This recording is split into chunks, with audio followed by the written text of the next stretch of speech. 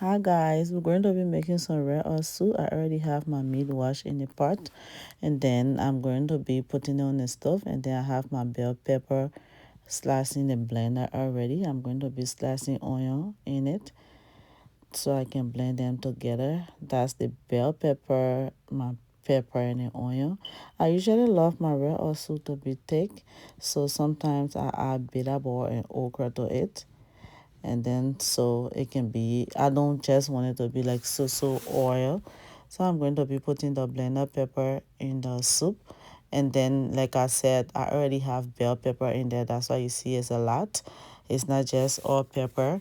And then I'm going to be adding my seasoning to it. I already show you guys my seasoning I use.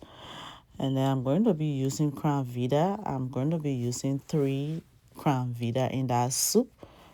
If it's not to my taste, I'm going to add one more. So that's the red oil I'm going to be adding to it. I already put my tomato paste on there. And then I'm going to be using a little bit of salt in my soup. I don't usually put salt in my soup, but this is a red oil soup, so I'm going to be using a little bit of salt in it. And then I have to take my fish up because I don't want to season the soup for the second time. And then while stirring it, all that fish mash. It's not going to be good in the soup. So I'm going to cover it, steam a little bit, and add a little water to it. And then you're going to boil. And then that's the final look, guys. You see that? It have a lot of oil, but at least it's thick. Thank you for watching. Bye.